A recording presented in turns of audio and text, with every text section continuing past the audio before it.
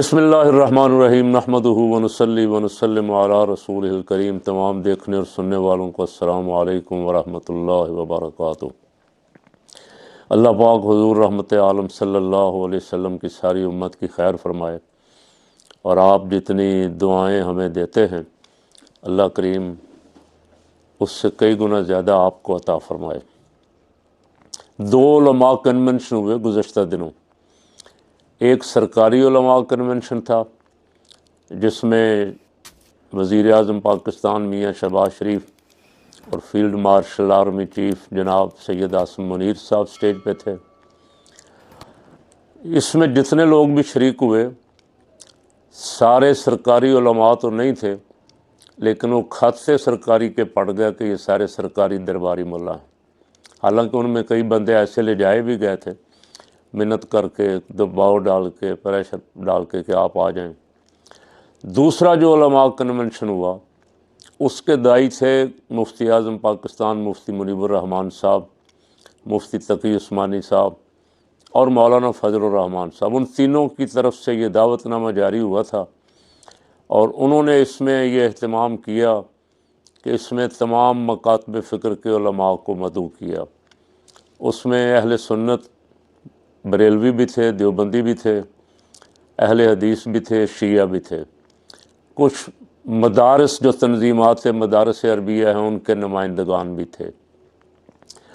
उन्होंने जो एलामिया पेश किया उसकी गूंज अब तक सुनाई दे रही है और ऐवानों में उससे लर्ज़ा तारी। काश इन उलमा को अपनी ताकत का एहसास हो जाता कि अल्लाह ने हमें कितनी पावर दी है।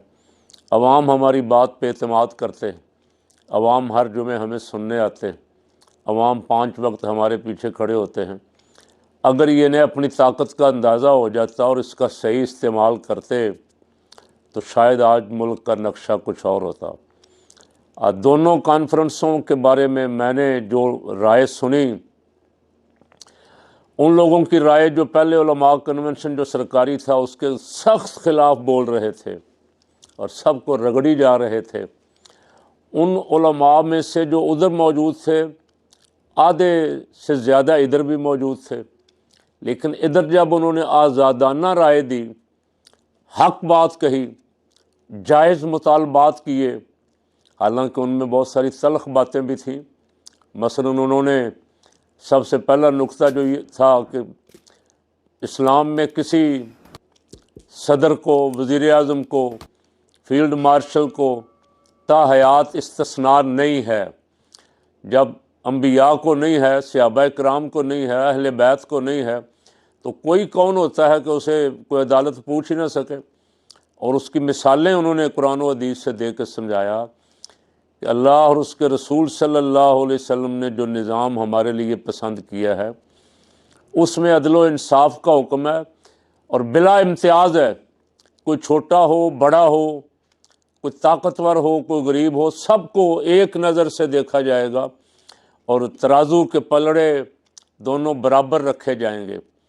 वहाँ ये मसला डिस्कस हुआ और इस पे तमाम उलमा, उनमें से जो उधर उलमा कन्वेंशन में थे वो भी इस कन्वेंशन में इस बात के साथ मुत्तफिक थे। ट्रांसजेंडर वाले कानून के सब खिलाफ थे, सूदी निज़ाम के सब खिलाफ थे। जो वादा किया गया सूदी निज़ाम ख़त्म करने का, उस पर अमल दरामद की का मुतालबा कर रहे थे। मदारस की रजिस्ट्रेशन के सब हक में थे। यानी तक जो 10 नुकात पेश किए गए ये तमाम मुत्तफ़क़ा थे, इस पर किसी को इख्तिलाफ़ नहीं था। और उस उलमा कन्वेंशन में जिसमें ताहिर अशरफी, मैं अब कुछ नहीं कहता, उनके अपने मकतब फ़िक्र के लोगों ने बहुत कुछ कह दिया उसके बारे में और मुसलसल कह रहे। मौलाना मंजूर मैंगल, अब्दुल गफूर हैदरी और तमाम बड़ों ने उसकी हैसियत बता दी कि इसकी हमारे मकतब फ़िक्र में ये हैसियत है, इसलिए मैं इस पर कुछ नहीं कहता। लेकिन वहाँ जितने बैठे हुए थे सरकारी उलमा कन्वेंशन में, उनका एक दो को छोड़ के उनका मतमा नज़र सिर्फ खुशामद थी। आर्मी चीफ खुश हो जाए। मैं तो हैरान हूँ कि वज़ीर आज़म को भी किसी ने फिटे मुँह नहीं कहा मौलवियों में से। اس لیے کہ مولوی بڑے سیانے ہیں، مولویوں کو پتہ تھا کہ پاور تو ساری ڈنڈے والے کے پاس ہے، اور ڈنڈے والا سامنے بیٹھا ہوا ہے۔ اس کی خوشامد اور 30 لاکھ افراد کا بیعت کرنا اور فلاں کرنا، یہ سارا کچھ وہاں خوشامد تھی، اور یہاں آزادانہ گفتگو ہوئی، لیکن اس میں بھی تھوڑا سا مجھے دباؤ محسوس ہوا۔ جو آزاد کنونشن تھا علماء کا اجلاس تھا، اس میں بھی مجھے تھوڑا سا دباؤ لگا، وگرنہ اتنا بڑا واقعہ ہوا پاکستان میں مرید کے والا، ہزاروں کارکن بیچارے ناحق جیلوں میں ہیں، بہت سارے شہید ہو گئے۔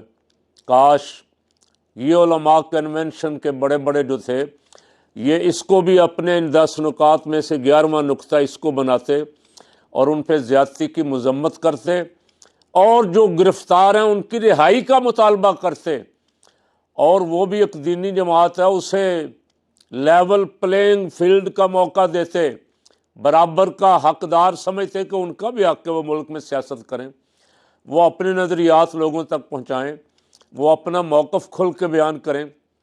لیکن اکا دکا آدمی نے اشاروں کنایوں میں بات ضرور کی، کاش وہ اسے اعلامیہ کا حصہ بنا لیتے تو اس سے دینی جماعتوں کی قوت اور طاقت میں اور اضافہ ہوتا۔ آپ کے میرے اختلاف ہو سکتے ہیں، مسالک کے اختلاف موجود ہیں، صدیوں سے چلے آ رہے ہیں، اس کے باوجود فقیر کا موقف یہ ہے کہ ملک میں اسلام اس وقت نافذ ہوگا جب تمام مکاتب فکر ایک پلیٹ فارم پہ آ کے اکٹھے ہو جائیں گے۔ یہ بہت بڑی طاقت ہے۔ اس طاقت کا استعمال قائد ملت اسلامیہ حضرت مولانا شاہ نورانی رحمۃ اللہ علیہ نے 1974 میں کر کے دکھایا، ختم نبوت کی تحریک میں۔ پھر 77 کی تحریک میں یہ تمام مکاتب فکر ایک پلیٹ فارم پہ آئے، تو پھر اس کی طاقت کا مظاہرہ ہوا کہ یہ کتنی بڑی پاور ہیں دینی جماعتیں۔ بدقسمتی سے بعد میں لڑانے والے، اختلاف کرنے والے، درمیان میں دراڑیں ڈالنے والے، ایک دوسرے کے خلاف نفرت پھیلانے والوں میں اضافہ ہوتا گیا اور دینی قوتیں کمزور ہوتی گئیں۔ دینی قوتوں کو لڑانا اور سرکار کے مقاصد کے لیے نہیں، بڑی سرکار ٹرمپ کے مقاصد کے لیے استعمال کرنا مغرب کا ایجنڈا ہے۔ امریکہ، یورپ اور مغرب چاہتے ہیں کہ یہ علماء، یہ مدارس، یہ مساجد اگر ہمارے حق میں استعمال ہوں تو بہت اچھی بات ہے، اگر ہمارے مقابلے پہ کھڑے ہوں، ہمیں چیلنج کریں اور ہمارے دشمن فلسطین کے ساتھ کھڑے ہوں تو پھر یہ قابل قبول نہیں ہیں۔ وگرنہ حافظ قرآن اور جنرل ضیاء الحق جیسا فیلڈ اپنے چیف آف آرمی سٹاف اور عاصم منیر صاحب کا حافظ قرآن ہونے کا دعویٰ ہے، ایسے جرنیلوں کے ہوتے ہوئے بھی اگر دینی مدارس کو ان کا حق بھی نہ ملے تو یار سوال تو پیدا ہوتا ہے کہ رکاوٹ ڈالنے والا کون ہے آخر؟ سیاسی حکومتوں میں تو اتنی طاقت نہیں ہے کہ وہ دینی جماعتوں کے سامنے کھڑی بھی ہو سکے، اور اس کا مظاہرہ ہم نے 74 اور 77 میں دیکھ لیا بھٹو دور میں۔ بھٹو بڑا پاورفل سیاسی لیڈر تھا، اس کے باوجود وہ سامنا نہیں کر سکا دینی جماعتوں کا۔ تو یہ کئی سالوں سے شاہ مولانا نے 26ویں ترمیم میں بھی حمایت کی، پاس کروائی، اور ان کا کہنا یہ ہے کہ میں نے 26ویں ترمیم میں ساتھ ہی اس لیے دیا کہ یہ دینی مدارس کی رجسٹریشن کا ساتھ دیں گے ساری سیاسی جماعتیں، اور انہوں نے منوایا بھی، پاس ہو گیا۔ باقی ساری ترمیم پہ عمل درآمد اسی دن صبح 7 بجے شروع ہو گیا، اور دینی مدارس کی رجسٹریشن پہ ابھی تک عمل درآمد نہیں ہو رہا۔ اب مولانا کے بیانات شروع ہو گئے ہیں، سخت بیانات آ رہے ہیں۔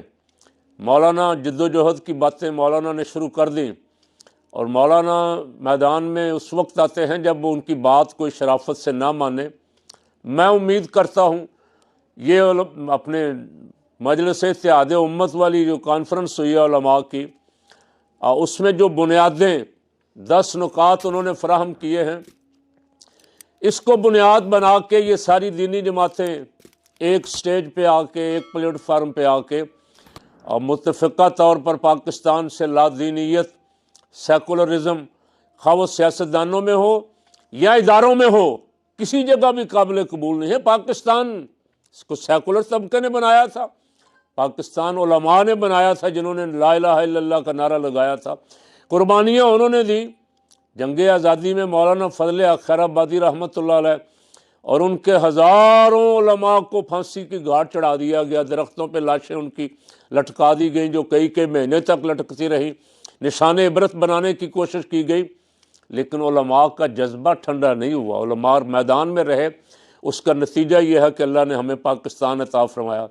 بدقسمتی سے یہاں بے دین، لا دین اور سیکولر طبقے نے قبضہ کر لیا، اور اب وہ چاہتے ہیں کہ مسلمانوں کو خوش نہ کریں، انٹرنیشنل اسٹیبلشمنٹ کو خوش کریں، اب وہ راضی رہیں ہمارے ساتھ، وگرنہ کوئی مسلمان تصور بھی نہیں کیا جا سکتا کلمہ بھی حضور کا پڑھتا ہو اور قرآن و حدیث کی تعلیم والے مدارس پہ پابندیوں کی، سختیوں کی اور بلا جواز غیر قانونی غیر آئینی پابندیوں کی بات کرے اور دبا کے رکھے دینی مدارس کو۔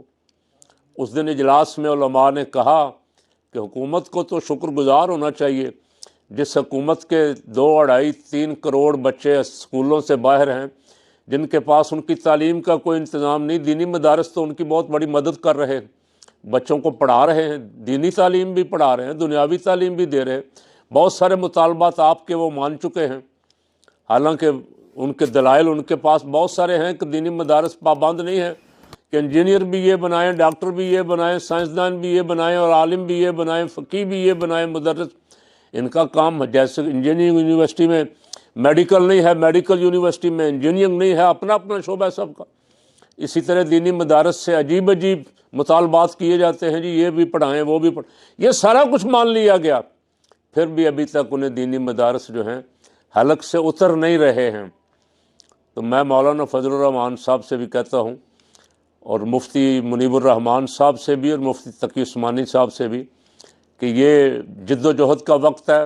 اپنی بات منوانے کے لیے آپ کو اپنی پاور مجتمع کرنی ہوگی اور میدان میں نکلنا ہوگا، اس کے بغیر یہ سیکولر طبقہ آپ پہ حاوی ہوتا جا رہا ہے، اپنی باتیں منوا رہا ہے، ملک میں لا دینیت کا چرچا ہے، بول بالا ہے، اور کوئی دینی اتنا بڑا دینی اجتماع اس کا ایک ٹکر بھی ٹی وی پہ نہیں چلتا، اس ٹی وی پہ جس کا ٹیکس ہم عوام دیتے ہیں، اور اس ٹی وی پہ کچھ دینی جماعتوں کی ایک بات بھی نہیں چل سکتی۔